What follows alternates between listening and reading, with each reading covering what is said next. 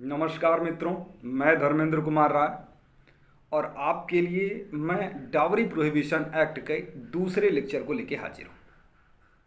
अगर आपने अभी तक पहले लेक्चर को नहीं सुना है तो इस लेक्चर को सुनने के बाद उस पहले लेक्चर को भी आप सुन लीजिएगा, क्योंकि अच्छा रहेगा। तो पहले लेक्चर में जो हम लोगों ने बात की थी डावरी प्रोहिबिशन एक्ट के अंतर्गत कि डावरी क्या होगी, और उस डावरी को हमने सुप्रीम कोर्ट का भी एंगल देखा था। हमने डावरी प्रोहिबिशन एक्ट के अंतर्गत भी प्रोविज़न देखे थे।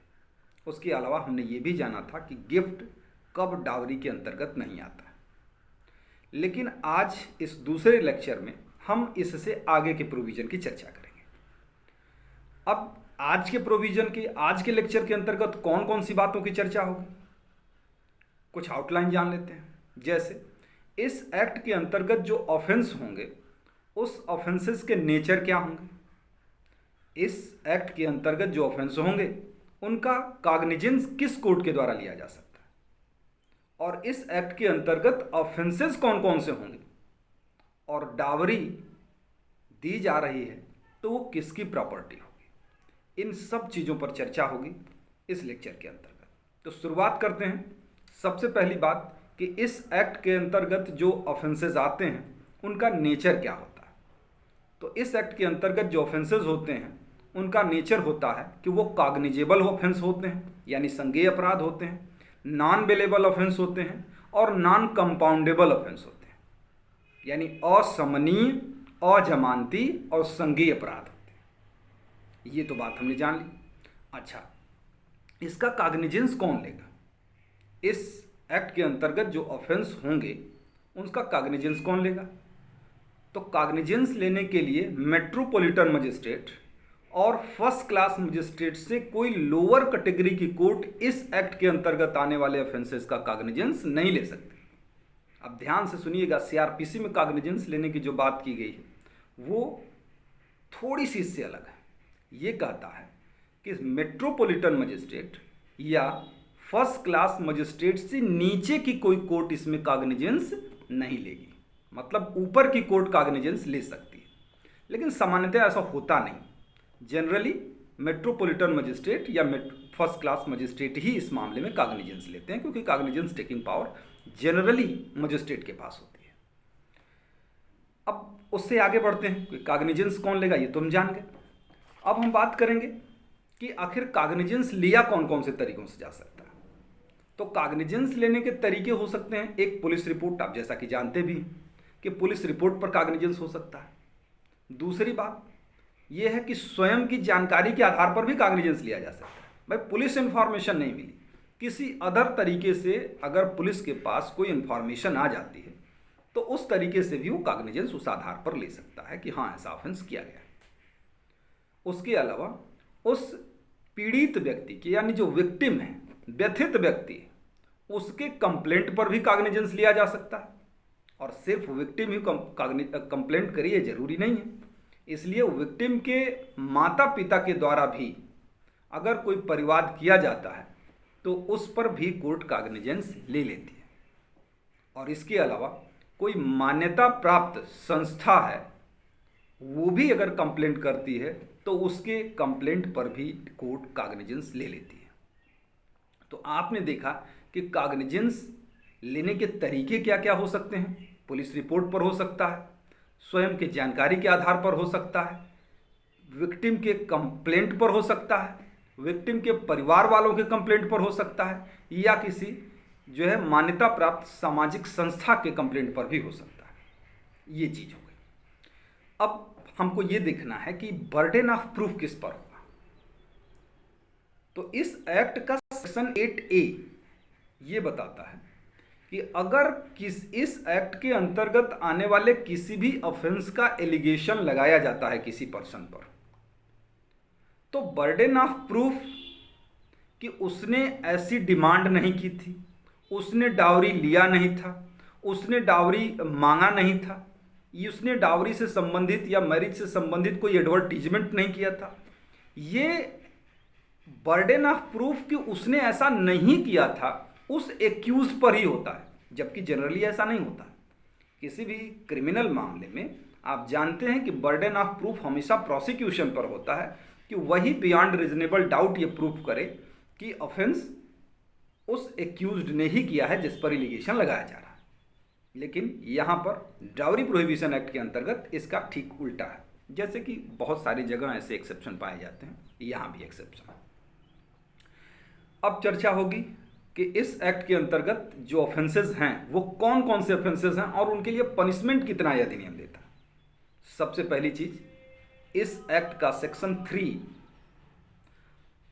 डावरी लेने और डावरी देने और डावरी लेने या देने के लिए एबेटमेंट करने के लिए पनिश करता है। माने दहेज लेना, दहेज देना और दहेज लेने या देने के लिए दुष्प्रेरण करना, ये अधिनियम की धारा 3 के अंतर्गत पनिशेबल है। कितना पनिशमेंट मिलेगा? कोई भी व्यक्ति जो दहेज लेगा, दहेज देगा या दहेज लिए जाने के लिए दुष्प्रेरण करेगा, उसके लिए जो इम्प्रिजनमेंट होगा, जो कारावास होगा, वो 5 वर्ष से कम का नहीं होगा। लेकिन न्यायालय किसी विशेष कारण से उस सजा को 5 साल के से कम के लिए भी कर सकती है। लेकिन जनरल रूल यही है कि 5 साल से कम उसमें सजा नहीं होगी। और फाइन कितना होगा?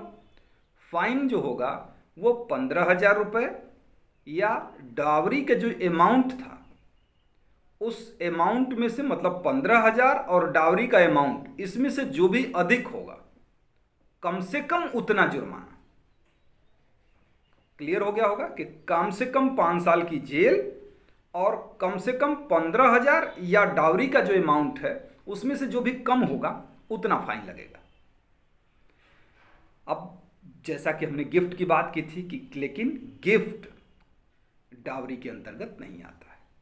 जो अगर किसी कस्टम के अनुसार है और डावरी के संबंध में, गिफ्ट के संबंध में वर वधू भेंट सूची 1985 के नियमों के आधार पर है, उसके अनुसार है, उस नियमों का पालन किया गया है, तो गिफ्ट डावरी के अंतर्गत नहीं आती है।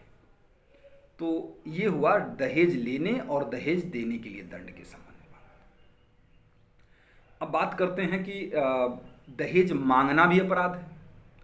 तो इस एक्ट के सेक्शन 4 में दहेज को मांगने के लिए भी पनिश किया जा रहा है। दहेज लेना देना 3 में दिया, दहेज मांगने के लिए भी पनिशमेंट, कि जो भी कोई व्यक्ति प्रत्यक्ष या अप्रत्यक्ष तरीके से दहेज की मांग करेगा उसे जो इम्प्रिजनमेंट होगा वो 6 महीने से कम का नहीं होगा, जो 2 साल तक का हो सकता है। केवल मांगने पर है, 6 महीने से कम नहीं होगा, जो 2 साल तक का हो सकता है, और जुर्माना 10,000 रुपये तक का हो सकता है। इससे पनिश किया जा सकता है। अब बात एक ठो केस, इसमें इंपॉर्टेंट केस है, न्यूट कर लीजिए, हरबंस सिंह वर्सेस गुरचरण।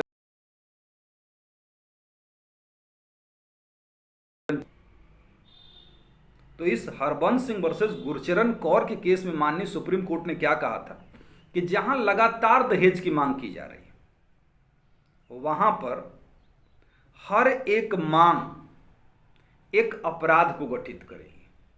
माने हर बार जितनी बार मांग की जा रही है उतनी बार वो ऑफेंस किया जा रहा है। तो इस तरीके से हरबंस सिंह वर्सेस गुरचरण कौर के सुप्रीम कोर्ट ने कहा था। लेकिन एक और केस है, ऐसा नहीं है कि दहेज के लिए झूठे एलिगेशन लगा दिया गया तो उस आधार पर कन्विक्शन कर दिया जाएगा। S Gopal Reddy versus state of Andhra Pradesh के केस में कहा गया था कि नहीं, सिर्फ अनुमान के आधार पर किसी भी व्यक्ति को पनिश नहीं किया जा सकता। इसमें भी किसी व्यक्ति को पनिश किए जाने से तभी पनिश किया जा सकता है जब बियॉन्ड रीजनेबल डाउट ये प्रूफ हो जाए कि उस व्यक्ति ने ऐसा अपराध किया है। अब तो दहेज लेना दंड हो गया, दहेज देना दंड हो गया, दहेज लेने देने के लिए दुष्प्रेरण करना दंड हो गया, दहेज का मांगना दंड हो गया, वो हमने देख लिया। अब हम एडवर्टीजमेंट भी देखेंगे कि उसे भी पनिशमेंट मिलेगा इस एक्ट के अंतर्गत। माने दहेज के लिए, विवाह के लिए जो विज्ञापन किया जाएगा वो विज्ञापन भी इस एक्ट के सेक्शन 4A के अंतर्गत पनिशेबल है।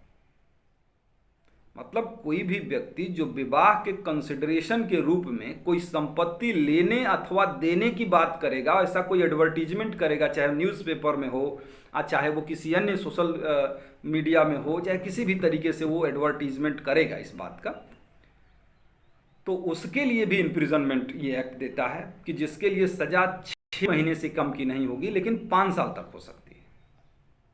और जुर्माना 15,000 रुपये तक का हो सकता है।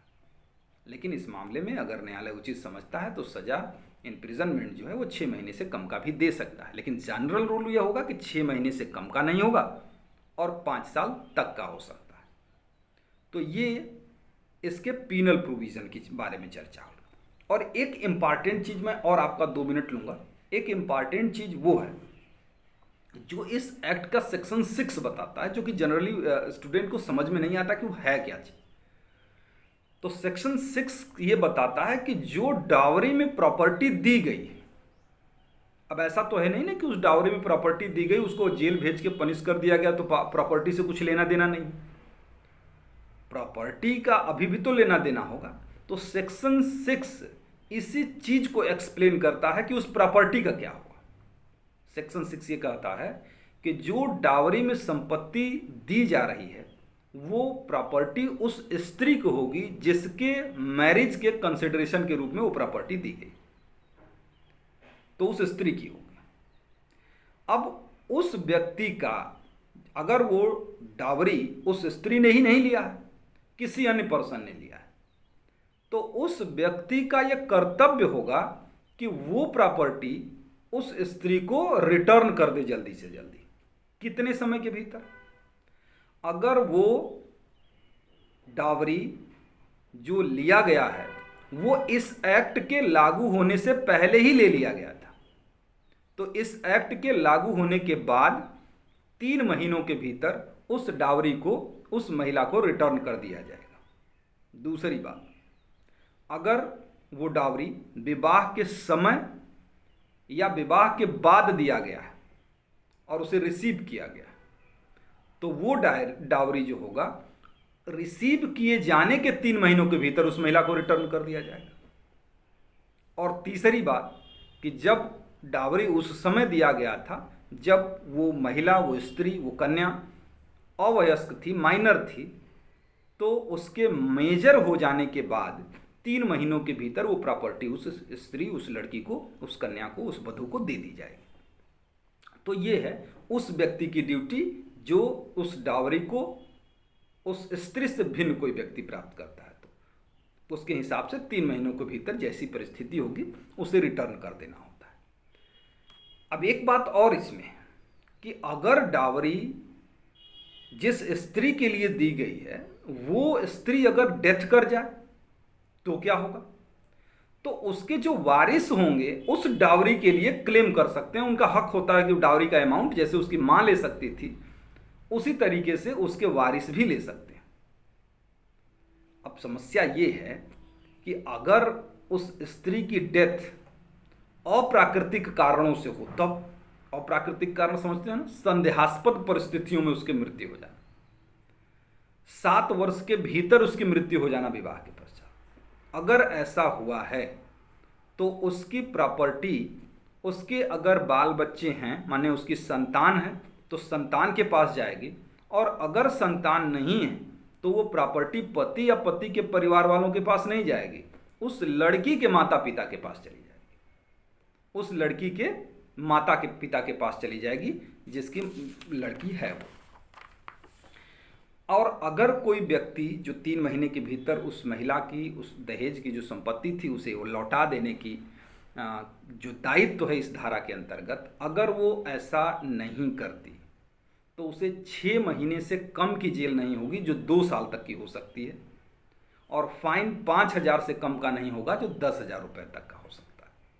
दोनों बातें क्लियर कि इस प्रकार की जो पैसे को लौटा देने की ड्यूटी थी उसकी, अगर उसने उस ड्यूटी को परफॉर्म नहीं किया, फेल हो गई, तो उसे कम से कम 6 महीने की जेल और अधिकतम 2 साल की या 5,000 कम से कम या अधिकतम 10,000 तक का फाइन लगाया जा सकता है। और अगर वो ऐसा करने में असफल रहे तो ये पैसे उससे ऐसे वसूले जाएंगे जैसे फाइन वसूला जाता है। जुर्माना वसूलने के जो तरीके हो सकते हैं वैसे ही ये पैसे भी उससे वसूले जा सकते हैं। तो ये सारे प्रोविज़न आपके थे दांडिक प्रावधानों से, यानी पीनल प्रोविज़न थे डाउरी प्रोहिबिशन एक्ट के अंतर्गत। ये 2 लेक्चर हम लोगों ने कंप्लीट कर लिए। तीसरा लेक्चर जो होगा वो थोड़ा छोटा होगा, और उसके अंतर्गत कल हम आपको तीसरा लेक्चर भी प्रोवाइड करा देंगे। मैं बता दूं कि मैं अनअकैडमी पर भी एज एजुकेटर जुडिशरी की क्लासेस लेता हूं, तो अगर आप लोग अनअकैडमी का सब्सक्रिप्शन उसमें एडमिशन लेने के इच्छुक हों तो आप उसमें बिल्कुल एडमिशन लेने के लिए आमंत्रित हैं, आप ले सकते हैं। मेरा कोड है RAYLAW10, मतलब RAILAW10, RAYLAW10 बिना स्पेस के कैपिटल लेटर। अगर आप इस कोड का प्रयोग करेंगे तो फीस स्ट्रक्चर जो अनअकैडमी का होगा उसमें 10% का आपको डिस्काउंट हो जाता है। तो और अगर कोई असुविधा होती है तो कमेंट बॉक्स में आप उसको मैसेज करिए, मैं रिप्लाई ज़रूर करने की कोशिश करूँगा। थैंक यू, धन्यवाद, नमस्कार।